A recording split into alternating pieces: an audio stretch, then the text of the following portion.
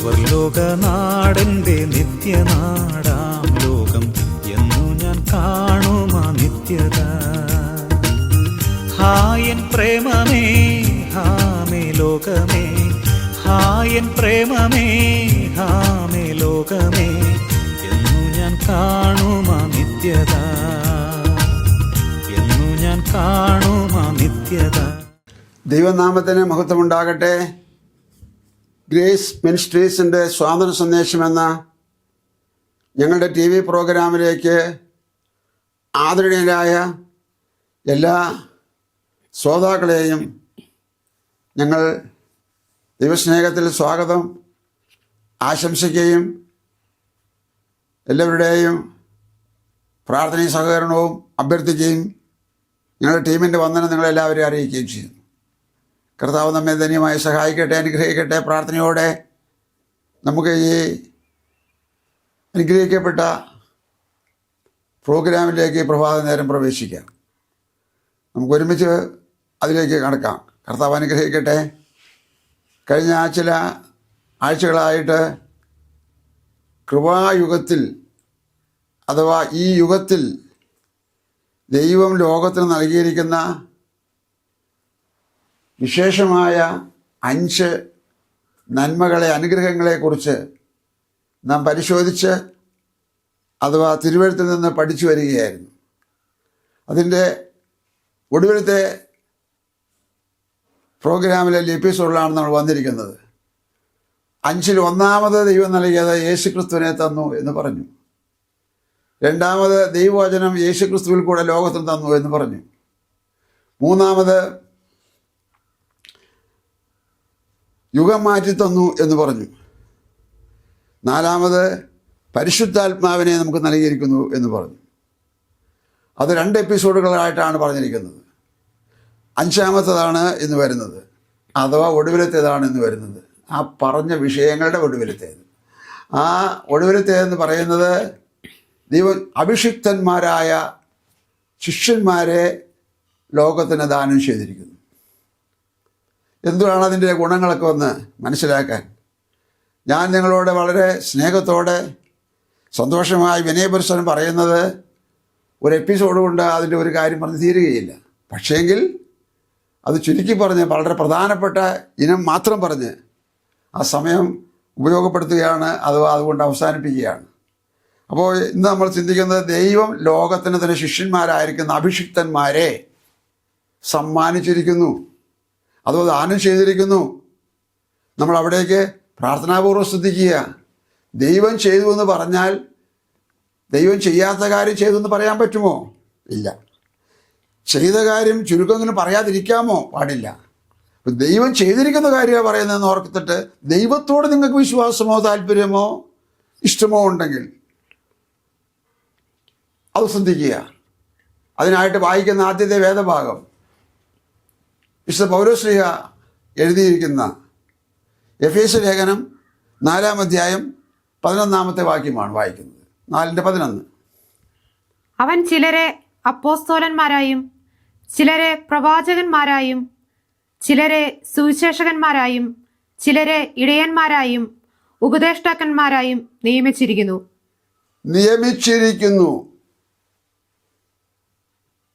പ്രിയരെ, മറക്കരുത്. വാക്യം തുടങ്ങുന്നത് അവൻ എന്ന് പറഞ്ഞാൽ ദൈവത്തെക്കുറിച്ച് 10-ാം വാക്യം വരെ പറഞ്ഞു കഴിഞ്ഞിട്ട് അതിൻ്റെ ആവർത്തനം പറയുകയാണ്. അതിൻ്റെ പിന്നീടുള്ള ഭാഗം പറയുകയാണ്. ദൈവം ചിലരെ അപ്പോസ്തലന്മാർ, പ്രവാചകന്മാർ, സുവിശേഷകന്മാർ, ഇടയന്മാർ, ഉപദേഷ്ടാക്കന്മാർ എന്നിവരെ നിയമിച്ചിരിക്കുന്നു. കറങ്ങുന്ന ഫാനിൻ്റെ 5 ഇലകളുള്ള അല്ലെങ്കിൽ 5 ഘടിപ്പിച്ചിരിക്കുന്ന ആ കാറ്റിൻ്റെ സൗകര്യം പോലെ കിട്ടുന്നത് പോലെ ഒറ്റ ബിന്ദുവിൽ നിന്ന്, ഒറ്റ ബിന്ദു എന്ന് പറയുന്നത് യേശു പണിയുന്ന സഭയാണ്. ആ സഭയ്ക്ക് വേണ്ടി ദൈവം നിയമിച്ചിരിക്കുന്ന നിയമനമാണ് വായിച്ചത്. 5 വിഭാഗം ആൾക്കാരെ. 5 ഭാഗം ആൾക്കാരും ദൈവത്തിൻ്റെ അഭിഷിക്തന്മാരാണ്. എന്ന് പറഞ്ഞാൽ യേശു സ്വർഗാരോഹണം ചെയ്യുന്ന സമയത്ത് ഒരു കാര്യം കൽപ്പിച്ചു, അത് വാഗ്ദത്തമാണെന്ന് പറഞ്ഞു, അതനുസരിക്കാൻ അവർ നിർബന്ധിതരായി. കൽപ്പിച്ചത് യോഹന്നാൻ സ്നാപകൻ നിങ്ങളെ വെള്ളം കൊണ്ടാണ് സ്നാനം കഴിപ്പിച്ചത്. ഞാനോ നിങ്ങളെ പരിശുദ്ധാത്മാവ് കൊണ്ട് സ്നാനം കഴിപ്പിക്കും. പരിശുദ്ധാത്മാവ് കൊണ്ട് സ്നാനം കഴിപ്പിക്കുമെന്ന് പറയുമ്പോൾ അവരതുവരെ പരിശുദ്ധാത്മാവിനെ അറിയാത്തവരോ ആ അനുഭവത്തിൽ അല്ലാത്തവരോ ആയിരുന്നില്ല. പക്ഷേ അത് പോരാ, അതുകൊണ്ട് മുന്നോട്ട് പോകാൻ കഴിയത്തില്ല. ലോകം യേശുവിൻ്റെ ഈ ദൈവരാജ്യ പഠിപ്പീരിനെതിരാണ്, സമൂഹം എതിരാണ്, ഇവിടുത്തെ എല്ലാ സംവിധാനങ്ങളും ഇതിനെതിരാണ്. ആ എതിരുകളെ മറികടക്കുവാൻ അഥവാ അതിനെ ശാന്തമായി നേരിട്ട് യേശുവിൻ്റെ സന്ദേശത്തെ മുമ്പോട്ട് കൊണ്ടുപോകാൻ കഴിയണമെങ്കിൽ ഞാൻ പരിശുദ്ധാത്മാവിനെ നിങ്ങളുടെ മേലയക്കും. ഇതാണ് കൽപ്പന. ഇത് അപ്പോസ്തലപ്രവൃത്തി 2-ാം അധ്യായത്തിലെ കഥയാണ് പറഞ്ഞുകൊണ്ടിരിക്കുന്നത്. ആ കൽപ്പന നിലവിലിരിക്കെ കർത്താവ് പറഞ്ഞു, എന്നോട് കേട്ട പിതാവിൻ്റെ വാഗ്ദത്തത്തിനായി കാത്തിരിക്കണം. അപ്പോൾ അത് വാഗ്ദത്തമാണ്, ദൈവത്തിൻ്റെ മുന്നമേ ഉള്ള വാഗ്ദത്തമാണ്. അതില്ലാതെ മനുഷ്യർക്ക് മുമ്പോട്ട് പോകാൻ പറ്റുന്നില്ല. മുമ്പോട്ട് പോകാൻ പറ്റുന്നില്ലെന്ന് പറയുന്ന ആത്മീയ വിഷയത്തിലാണ് പറയുന്നത്. ഓക്കെ, അപ്പോൾ അങ്ങനെ നിയമിക്കപ്പെട്ടവരായ ശിഷ്യഗണങ്ങൾ, യേശുവിൻ്റെ ശിഷ്യഗണങ്ങൾ, അവരാണ് ഇതിന് അടിത്തറയിട്ടിരിക്കുന്നത്. അടിത്തറ എന്ന് പറയുന്നത് അപ്പോസ്തലപ്രവൃത്തി 2-ാം അധ്യായത്തിൽ നമുക്ക് കാണാവുന്നതാണ്. ആ 2-ാം അധ്യായത്തിൽ ആദ്യത്തെ പ്രസംഗം പത്രോസ്ലീഹയായിരുന്നു. ബാക്കി 10 പേര് അവിടെ നിൽപ്പുണ്ട്, ശിഷ്യന്മാരായവർ. അവരെല്ലാവരും കൂടെ ഒരേ മനസ്സിൽ, ഒരേ വിഷയത്തിൽ, ഒരേ കാര്യമെന്ന പോലെ പത്രോസ് പ്രസംഗിക്കുന്നു, ബാക്കി എല്ലാവരും കൂടെ നിൽക്കുന്നു. അവൻ 11 പേരോട് കൂടെ എന്നാണ് വായിക്കുന്നത്. 11 പേര് 11 പേരോട് കൂടെ. മുമ്പേ ഞാൻ പറഞ്ഞിട്ടുള്ള പോലെ യൂദാ നേരത്തെ തന്നെ ആത്മഹത്യ ചെയ്ത് മാറിയല്ലോ. അപ്പോൾ അങ്ങനെ ഇവർ ഇത്രയും ജനം ഒരുമിച്ച് ഈ വചനം കേൾക്കുവാനായി സാധ്യ വന്നതെന്ന് പറഞ്ഞാൽ, യെരൂശലേം പള്ളി പെരുന്നാളിന്, യഹൂദന്മാരുടെ പെരുന്നാളിന് വന്നവർ ഒരു വീട്ടിനകത്തിരുന്ന് പ്രാർത്ഥിക്കുന്ന പ്രാർത്ഥനയുടെ ആരവാരം ആയിരക്കണക്കിന് പുരുഷാരത്തിനിടയിലേക്ക് മുഴങ്ങിച്ചെന്നു എന്ന് പറഞ്ഞാൽ അത് വിരോധാഭാസമായി തോന്നാം. എന്തുവാകട്ടെ, ഈ ആരവാരം അങ്ങോട്ട് മുഴങ്ങിച്ചെന്നപ്പോൾ ഇതെന്താണെന്നറിയാൻ ഇവരിങ്ങോട്ട് കൂടി വന്നു. കൂടി വന്നവരായ ആൾക്കാർ പലതരത്തിലെ അഭിപ്രായങ്ങൾ, ആശയങ്ങൾ, നിരൂപണങ്ങൾ പാസ്സായി, അല്ലെങ്കിൽ സംസാരിച്ചു.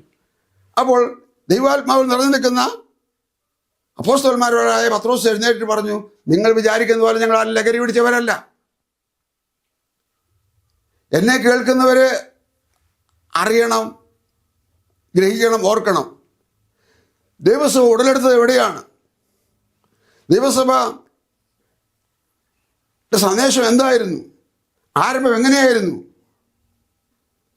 വിശ്വാസം എന്ന് പറയുന്ന, ഭക്തി എന്ന് പറയുന്നതിൻ്റെ ഞങ്ങളുടെയൊക്കെ അടിസ്ഥാനം എന്താണ്? എന്ത് ആധികാരികതയാണുള്ളത്? ഓക്കെ, അങ്ങനെ ചിന്തിക്കുമ്പോൾ നിങ്ങൾ അപ്പോസ്തലപ്രവൃത്തി 2-ാം അധ്യായത്തിൽ നോക്കിയാൽ കാണാം, അന്നാണ് സഭയുണ്ടായത്. അതുവരെ സഭയില്ല എന്ന് പറഞ്ഞാൽ ആൾക്കൂട്ടമില്ല എന്നല്ല. യേശുവിൻ്റെ സഭയ്ക്ക് ആൾക്കൂട്ടത്തിൻ്റെ നമ്പറല്ല കാര്യം, ആൾക്കൂട്ടത്തിൻ്റെ വലിപ്പമോ ചെറുപ്പമോ അല്ല കാര്യം. യേശുവിൻ്റെ സഭയ്ക്ക് അടിസ്ഥാനം യേശു ഇട്ടിരിക്കാൻ, അപ്പോൾ ദൈവം തന്നെ തുടക്കമിട്ടിരിക്കാൻ, യേശു ഇട്ടു, ദൈവം ഇട്ടു എന്നൊക്കെ പറയുമ്പോൾ അത് എന്തോ ഒരു ചേർച്ചക്കുറവായി തോന്നുന്നില്ലേ? എന്നാൽ ഞാനത് പറയാം, ഒറ്റ വാക്കിലേ പറയാൻ പറ്റുള്ളൂ. ആദ്യത്തെ വാക്ക് ഇതാണ്: ക്രിസ്തു എന്ന മൂലക്കല്ലിന്മേൽ. അപ്പോസ്തലന്മാരും പ്രവാചകന്മാരും എന്ന അടിസ്ഥാന കല്ലിന്മേൽ. അതാണ് സഭയുടെ അടിസ്ഥാനം, മൂലക്കല്ല്, ആദ്യ കല്ല്. ആ കല്ലിന്മേൽ പിന്നെ വരുന്ന ഓരോരുത്തരെയും പരിശുദ്ധാത്മാവ് പണിതുകൊണ്ടിരിക്കുകയാണ്. ഏറ്റവും ചൂട്ടിൽ ആരാണ്? ആദ്യത്തത് ആരാണ്? യേശു. പിന്നത് അപ്പോസ്തലന്മാർ, പ്രവാചകന്മാർ. അങ്ങനെ ദൈവവചനം അനുസരിച്ച് വന്ന ആൾക്കാരെ കൊണ്ട് തുടങ്ങിയതാണത്.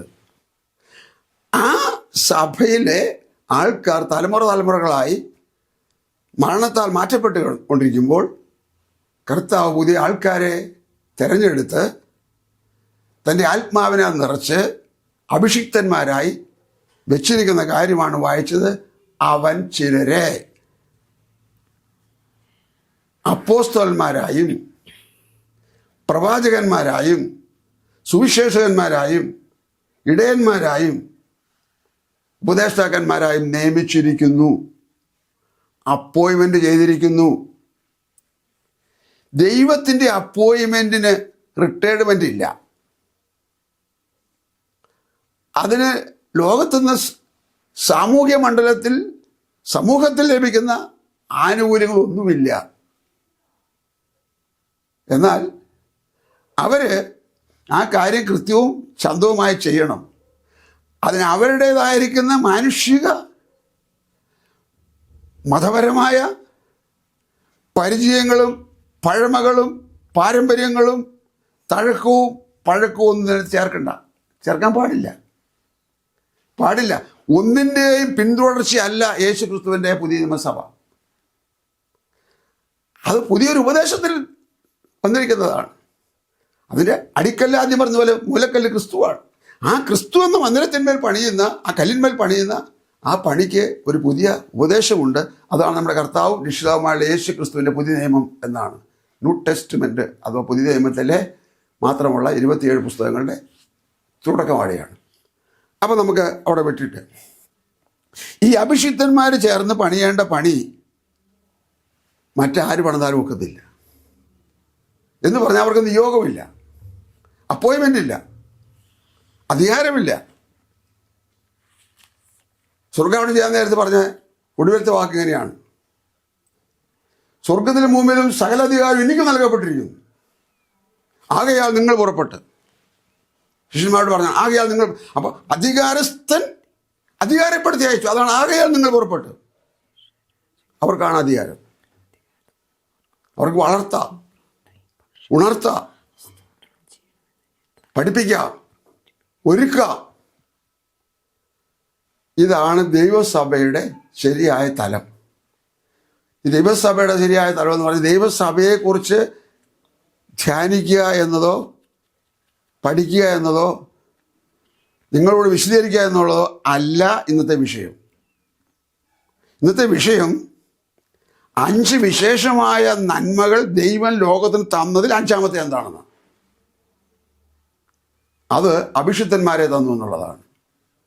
ആ അഭിഷിക്തന്മാരെ എന്താണ് ഇവിടെ ചെയ്യുന്നത്? നമ്മൾ ഇനി അവിടേക്ക് പോവുകയാണ്. അഭിഷിക്തന്മാരെന്താണ് ചെയ്യുന്നത്? അത് ആ നിയമിച്ച കാര്യം എന്തിനാണെന്ന് ഒരു വാക്കിൽ പറഞ്ഞേച്ച് നമുക്കിങ്ങോട്ട് വരാം. അതിനു മുമ്പ് ഞാൻ സാധാരണ എൻ്റെ ശുശ്രൂഷ രംഗത്ത് പറയാറുള്ള ഒരു കാര്യം നിങ്ങളോട് പറയട്ടെ. പുതിയ നിയമത്തിലെ അഥവാ കൃപായുഗത്തിലെ ദൈവസഭയെക്കുറിച്ച് ആത്മീയത്തെക്കുറിച്ചാണോ പറയാൻ പോകുന്നത്? ഈ കൃപായുഗത്തിലെ ആത്മീയ കാര്യങ്ങളെക്കുറിച്ച്, ക്രിസ്തീയ വിശ്വാസത്തെക്കുറിച്ചും സഭയെക്കുറിച്ചുമാണോ പറയാൻ പോകുന്നത്? അങ്ങനെയാണെങ്കിൽ ക്രിസ്തുവിൽ നിന്ന് തുടങ്ങണം. എന്താണ് ക്രിസ്തുവിൽ തുടങ്ങേണ്ടത്?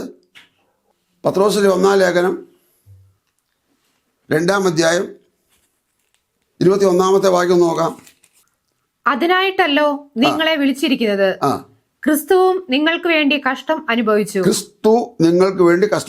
അടുത്തത്, നിങ്ങൾ അവന്റെ കാൽച്ചുവട് പിന്തുടരുവാൻ ഒരു മാതൃക വെച്ചേച്ച് പോയിരിക്കുന്നു. ആ ഒരു വാക്കിന് വേണ്ടിയാണ് വായിച്ചത്. മാതൃക വെച്ചേച്ച് പോയിരിക്കുന്നു. തോന്നിയോടത്തോടെ പോകാനല്ല, അവന്റെ കാൽച്ചുവട് പിന്തുടരാനാണ്. തോന്നിയത് പറയാനല്ല, അവന്റെ കൽപ്പനയും വചനവും ആലോചനയും പറയാനാണ്. ക്രിസ്തുവിൽ നിന്ന് തുടങ്ങണം. ക്രിസ്തുവിൽ നിന്ന് തുടങ്ങുമ്പോൾ ഞാൻ എന്നും ഒരു വിദ്യാർത്ഥിയാണ്. എവിടെ? കർത്താവിൻ്റെ പാദപീഠത്തിൽ. ആ വിദ്യാർത്ഥിയുടെ പഠനത്തിൽ ക്രിസ്തുവിൻ്റെ ആദ്യ ഭാഗം ഞാൻ ഇഷ്ടപ്പെട്ടത് പ്രാർത്ഥനയാണ്. ക്രിസ്തു തുടങ്ങുമ്പോൾ എൻ്റെ പ്രാർത്ഥന, ക്രിസ്തുവാണ് എനിക്ക് മാതൃക. രണ്ടാമത്തത് ആരാധന. യേശു ക്രിസ്തു ആരാധനയ്ക്ക് പോയി. ആരാധനയ്ക്ക് യേശുവാണ് എൻ്റെ മാതൃക. മൂന്നാമത്തത് പ്രബോധനം അഥവാ പ്രസംഗം. യേശുവാണ് പ്രബോധനത്തിൻ്റെ നായകൻ. എബ്രായ ലേഖനം 3-ാം അധ്യായത്തിൻ്റെ 1-ാമത്തെ വാക്യം വായിക്കാൻ വായിക്കുമായിരുന്നെങ്കിൽ നല്ലതായിരുന്നു, കേൾക്കുന്നവർക്ക് വ്യക്തമാകാൻ വേണ്ടി. അതുകൊണ്ട് വിശുദ്ധ സഹോദരന്മാരെ, നാട്ടുകാരോടല്ല, വിശുദ്ധ സഹോദരന്മാരെ, സ്വർഗീയ വിളിക്ക് ഓഹരിക്കാരായുള്ളവരെ, നാം സ്വീകരിച്ചു പറയുന്ന അപ്പോസ്തലനും മഹാപുരോഹിതനുമായ യേശുവിനെ ശ്രദ്ധിച്ചു നോക്കുവിൻ. യേശുവിനെ ശ്രദ്ധിച്ചു നോക്കുക. യേശുവിനെ പറയുന്ന നീ യേശുവിനെ ശ്രദ്ധിച്ചു നോക്കുക. നിന്റെ പേരിൽ സ്വർഗീയ വിളിയുണ്ടോ? ഉണ്ടെങ്കിൽ യേശുവിനെ നോക്കുക. വിശുദ്ധന്മാരുടെ പട്ടികയിൽ ദൈവത്തിൻ്റെ കലണ്ടറിൽ യേശുവിൽ നീ പെട്ടിട്ടുണ്ടോ? യേശുവിനെ നോക്കുക. യേശുവിൻ്റെ പ്രാർത്ഥന നോക്കുക. യേശുവിനെ ആരാധന നോക്കുക. ഇനി പരിശുദ്ധാത്മ നിറവിൻ്റെ കാര്യം എടുത്താലോ? യേശു പരിശുദ്ധാത്മ നിറവ് പ്രാപിച്ചോ? യേശുവിനെ നോക്കുക. സ്നാനപ്പെട്ട് കയറിയപ്പോൾ ആത്മാവ് ഇറങ്ങി വന്ന് അവൻ്റെ മേൽ വസിച്ചില്ലേ? ഓരോന്നായിട്ട് തന്നെ പറഞ്ഞു പോകട്ടെ. യേശുവിൻ്റെ ജലസ്നാനം നോക്കുക. ജലസ്നാനത്തിന് ഇറങ്ങി ചെന്നപ്പോൾ സ്നാപകൻ തടഞ്ഞില്ലേ? വിലക്കിയില്ലേ? യേശു ഒറ്റ വാക്ക് പറഞ്ഞല്ലേ ഉള്ളൂ. ആ ഒറ്റ വാക്ക് ഇതായിരുന്നു, ഇപ്പോൾ നീ സമ്മതിക്കുക. ഇങ്ങനെ സകല നീതി നിവർത്തിക്കുന്നത് ഉചിതം. ദൈവനീതി നിവർത്തിക്കുന്നത് ഉചിതം. അപ്പോൾ യോഹന്നാൻ സമ്മതിച്ച് യേശുവിനെ സ്നാനപ്പെടുത്തി വിട്ടു. സ്നാനത്തിൽ ആരെ നോക്കാം? യേശുവിനെ നോക്കണം. ആത്മനിറവിൽ ആരെ നോക്കാം? യേശുവിനെ നോക്കണം. ശത്രുക്കളുടെ മുമ്പിൽ ആരെ നോക്കണം? യേശുവിനെ നോക്കണം. രോഗികൾക്ക് മുമ്പിൽ ചെല്ലുമ്പോൾ ആരെ നോക്കണം? യേശുവിനെ നോക്കണം. ദൈവാലയത്തിൽ ചെല്ലുമ്പോൾ ആരെ നോക്കണം? യേശുവിനെ നോക്കണം. യേശുവിൽ തുടങ്ങണം. അതിനാ മാതൃക വച്ചേച്ച് പോയത്. അതിനാ യേശുവിനെ നോക്കാൻ പറഞ്ഞത്. ഇതാണ് അഭിഷിക്തന്മാരുടെ ഒന്നാമത്തെ ഡ്യൂട്ടി അല്ലെങ്കിൽ ചുമതല. ഈ ലോകം ഈ അഭിഷിക്തന്മാരെ ഉപദ്രവിക്കുന്നല്ലാതെ ഒരാശ്വാസവാക്കും നല്ല വാക്ക് പറയാറില്ല. എനിക്കതിന് പ്രതിഷേധമില്ല. ലോകത്തിന് അതേ അറിയൂ. സാമൂഹ്യ മണ്ഡലത്തിലെ കാര്യമല്ലാതെ, ശവപ്പെട്ടി കൊണ്ട് അവസാനിപ്പിക്കുന്ന കാര്യമല്ലാതെ അതിനപ്പുറത്തൊന്നും പറയാൻ ലോകത്തിനില്ലല്ലോ. അത് ഭൗതികമല്ലോ, സാമൂഹ്യമല്ലോ, അതും ആധ്യാത്മികമായിട്ട് വല്ല ബന്ധമുണ്ടോ? അഭിഷിക്തന്മാരുടെ കണ്ണ് കറൻസിയിലല്ല, അവരുടെ കണ്ണ് കസേരയിലല്ല, അവരുടെ കണ്ണ് ഭൗതിക സമ്പത്തിലും സ്വത്തിലുമല്ല. എന്താ പറയുന്നത്? അവര് ഈ കാര്യത്തിൽ അവർ നിയമിച്ചിരിക്കുന്ന നിയമനത്തിൻ്റെ പിറകിലുള്ള ലക്ഷ്യം എന്താണ്, അഥവാ ആ ഭാഗത്തുള്ള വിഷയങ്ങൾ എന്തൊക്കെയാണ്, അതാണ് ഞാൻ പറഞ്ഞുകൊണ്ടിരിക്കുന്നത്. അത് പറയുമ്പോൾ അവർ ചെയ്യേണ്ട കാര്യം ഇങ്ങനെയാണ്. അതുകൊണ്ട് മത്തായി എഴുതിയ സുവിശേഷം ഒരു വാക്യം നമുക്ക് നോക്കാം. മത്തായി എഴുതിയ സുവിശേഷത്തിൽ യേശുവിൻ്റെ ഒരു പ്രസ്താവന കിടപ്പുണ്ട്. യേശുവിൻ്റെ പ്രസ്താവന 5-ാം അധ്യായം 44-ാമത്തെ വാക്യം, 5:44. ഞാനോ നിങ്ങളോട് പറയുന്നത്, നിങ്ങളുടെ ശത്രുക്കളെ സ്നേഹിപ്പിൻ, നിങ്ങളെ ഉപദ്രവിക്കുന്നവർക്ക് വേണ്ടി പ്രാർത്ഥിപ്പിൻ. അടുത്തത്, സ്വർഗസ്ഥനായ നിങ്ങളുടെ പിതാവിന് പുത്രന്മാരായി തീരേണ്ടതിന് തന്നെ. സ്വർഗസ്ഥനായ പിതാവാം ദൈവത്തിന്റെ പുത്രന്മാരായി തീരുന്നത് മാനസാന്തരത്താൽ മാത്രമാണ്, വീണ്ടും ജനനത്താലാണ്. അതാണ് ആത്മരക്ഷ എന്ന് പറയുന്നത്. ദൈവരാജ്യത്തിന് പുത്രന്മാരായി തീർന്നവർ ചെയ്യേണ്ടത് എന്താണ്? ശത്രുക്കളെ വിരോധിക്കുകയല്ല, ശത്രുക്കളെ സ്നേഹിക്കുക. ശത്രുക്കളെ സ്നേഹിക്കുക എന്നുള്ളത് പുതിയ നിയമത്തിൻ്റെ അല്ലെങ്കിൽ കൃപായുഗത്തിലെ പ്രമാണമാണ്. അതിനു മുമ്പ് ശത്രുവിനെ വിരോധിക്കുക, പകരം തീർക്കുക.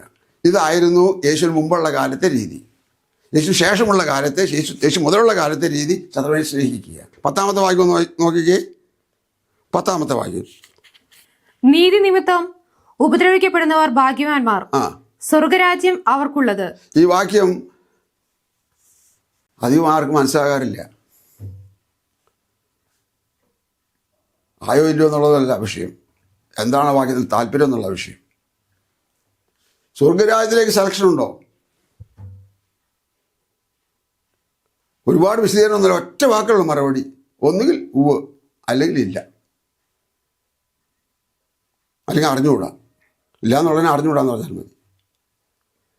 സ്വർഗരാജ്യത്തിലേക്ക് സെലക്ഷൻ ഉണ്ടെങ്കിൽ അദ്ദേഹത്തിൻ്റെ മേൽ വരുന്ന പ്രകരങ്ങളാണ് നീതി നിമിത്തം ഉപദ്രവിക്കപ്പെടുക എന്നുള്ളത്.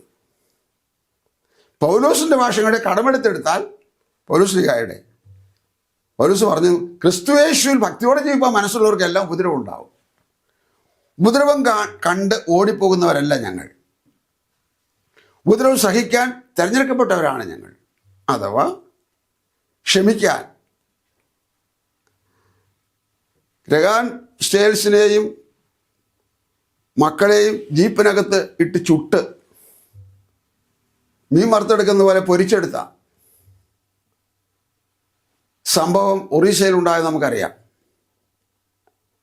ആ സമയത്ത്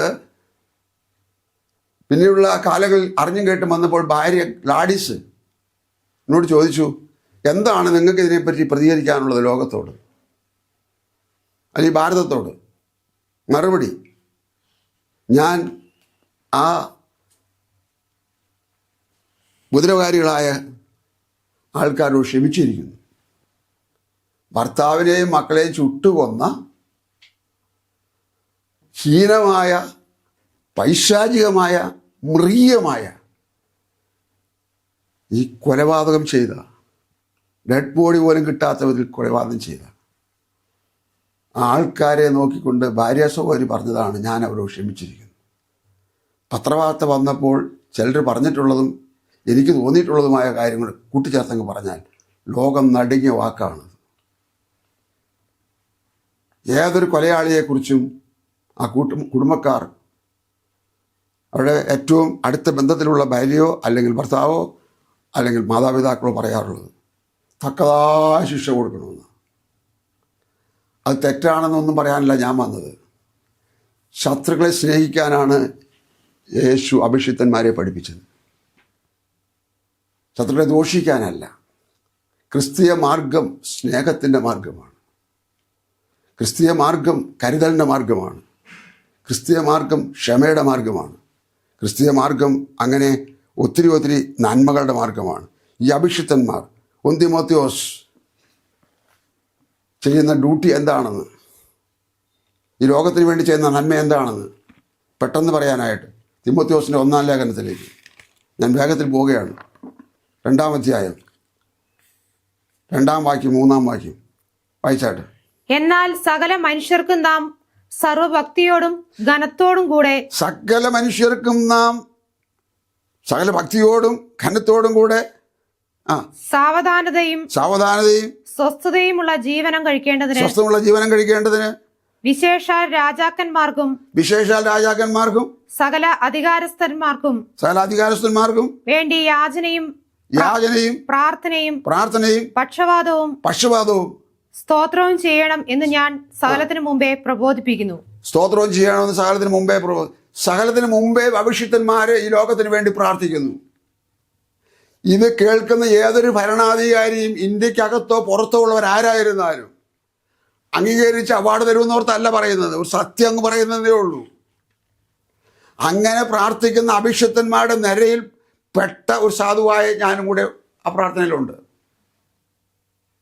ഇന്ത്യ സർക്കാരിനും കേരള സർക്കാരിനും അഥവാ ലോകരാജ്യങ്ങളിലെ സമാധാനത്തിന് വേണ്ടി പ്രാർത്ഥിക്കുന്ന സംഗീത പുസ്തകം എഴുതിയിട്ടുള്ളത് ഞാൻ അങ്ങ് പറഞ്ഞേക്കാം. യെരുശലേമിന് സമാധാനത്തിനായി പ്രാർത്ഥിപ്പീൻ, യേശു പഠിപ്പിച്ച കാര്യമാണ്. യേശുവിനെ നോക്കിക്കൊണ്ട് യേശു കരഞ്ഞതാണ്. അതൊക്കെ അവിടെ നിൽക്കട്ടെ. അഭിഷിക്തന്മാരുടെ എന്തിനാണ്? അഭിഷിക്തന്മാരെന്താണ് ചെയ്തുകൊണ്ടിരിക്കുന്നത്? രാജ്യത്തിൻ്റെ നന്മയാണോ, രാജ്യത്തിൻ്റെ തിന്മയാണോ, അതോ ദോഷമാണോ ചെയ്യുന്നത്? ഇത് മതമാണോ? എൻ്റെ പൊന്ന് സുഹൃത്തുക്കളെ, ഭരണാധിപന്മാരെ, ഇത് മതമല്ല. ഇതൊരു മാർഗമാണ്, ഇതൊരു സത്യമാണ്, ഇതൊരു കരുതലാണ്, ഇതൊരു സ്നേഹമാണ്, ഇതൊരു പങ്കുവയ്പ്പാണ്. മതം മാറ്റുന്ന പരിപാടി ഇതിനകത്തില്ല. ആരെങ്കിലും മനം മാറി വന്നാൽ അടിച്ചു ഓടിക്കാറില്ലെന്ന് മാത്രമേ ഉള്ളൂ. അങ്ങനെ പറഞ്ഞു കേട്ടിക്കൊണ്ട സമയമില്ലല്ലോ. ഈ ക്രൈസ്തവ മിഷണറിമാർ, ഈ അഭിഷിക്തന്മാർ ഇന്ത്യ രാജ്യത്തിൽ ചെയ്ത കാര്യങ്ങളുടെ നമ്പർ എടുത്താൽ എണ്ണിയാൽ തീരുവോ? ഞാൻ ഓരോന്നായി വിശദീകരിക്കാൻ സമയമില്ലാത്തത് കൊണ്ടും കൃത്യമായും വ്യക്തമായും പറയുവാൻ ഞാനത് വേണ്ടത് തന്നെ കരുതി വെച്ചിട്ടില്ലാത്തതുകൊണ്ട് ഞാൻ അത് വിട്ടുകളയട്ടെ. എന്ത് ക്രിസ്ത്യൻ മിഷണറിമാർ ഇന്ത്യക്ക് വേണ്ടി ചെയ്തത്, ഈ രാജ്യത്തിന് വേണ്ടി ചെയ്തത്, നിങ്ങൾ ആരെങ്കിലും വിചാരിക്കുന്ന പോലെ തിന്മയല്ലെന്ന് മാത്രമല്ല, നന്മ മാത്രമേ ചെയ്തിട്ടുള്ളൂ. നന്മ ഇന്നും അവർ ചെയ്തുകൊണ്ടിരിക്കുകയാണ്. ഈ അഭിഷിക്തന്മാരെ ദൈവം നിയമിച്ചിരിക്കുന്നത് അതിന് വേണ്ടിയിട്ടും കൂടിയാണ്. 91 സങ്കീർത്തനം 14 വാക്യം. 5 തരം അഭിഷിക്തന്മാരെ നിയമിച്ച് അവരെന്താണ് ചെയ്തത്? അവരെന്താണ് ദൈവം കണ്ടിരിക്കുന്നത്? സങ്കീർത്തനം 91:14. അവൻ എന്നോട് പറ്റിയിരിക്കയാൽ ഞാൻ അവനെ വിടുവിക്കും. അടുത്തത്, അവൻ എന്റെ നാമത്തെ അറിയുകയാൽ ഞാൻ അവനെ ഉയർത്തും. നാമത്തെ അറിയുന്നവൻ, പറ്റിയിരിക്കുന്നവൻ, ഉയർച്ച അന്വേഷിച്ച് പോകാത്തവൻ. നിങ്ങൾ പക്ഷേ വേറെ പലതിനെ ചൂണ്ടിക്കാണിച്ച് പലതും പറഞ്ഞെന്ന് വരാം, അതൊക്കെ ഇരിക്കട്ടെ. അവരെ ഉയർത്തുന്ന ദൈവമാണ്. കാരണം അവർ ദൈവത്തിൻ്റെ നാമത്തെ അറിയുകയാൽ, അവിടെ വായിച്ചത് അങ്ങനെയാണ്, അറിയുകയാൽ ഞാൻ അവരെ ഉയർത്തും. കാരണം എന്താ? അവർ എന്നോട് പറ്റിയിരിക്കുന്നു. അവർക്കൊരു വിടുതൽ വേണം. രോഗശയ്യ, കടഭാരം, വീടില്ലാത്തത്, കുടുംബ പ്രശ്നം, അങ്ങനെ ഒരുപാട് പ്രശ്നങ്ങൾ അവർക്കുണ്ടാവും. പക്ഷെ ഞാൻ അവരെ വിടുവിക്കും. എന്നെ കേൾക്കുന്നവർ ആരെങ്കിലും അങ്ങനെ കടന്നു പോകുന്നുണ്ടെങ്കിൽ നിങ്ങൾ ഓർത്തുകൊള്ളുക, നിങ്ങളെ വിടുവിക്കുന്ന ഒരു ദൈവമുണ്ട്, ഒരു വാഗ്ദത്തമുണ്ട്, വിടുവിക്കും. ആ വിടുതൽ അനുഭവിപ്പാൻ ഒരുങ്ങിക്കൊള്ളുക, അല്ലെങ്കിൽ അത് പ്രാപിച്ചെടുക്കുക. അവനെ ഉയർത്തും. ഉയർത്തേണ്ട സമയം വരുമ്പോൾ ഉയർത്തും. അവൻ്റെ നാമത്തെ അറിയുക എന്ന് പറഞ്ഞാൽ അവൻ്റെ വചനത്തെയും അവൻ്റെ വഴികളെയും അറിയുക. അതാണ് അവൻ്റെ നാമം. ശരി, നമുക്കിവിടെ അവസാനിപ്പിക്കാം.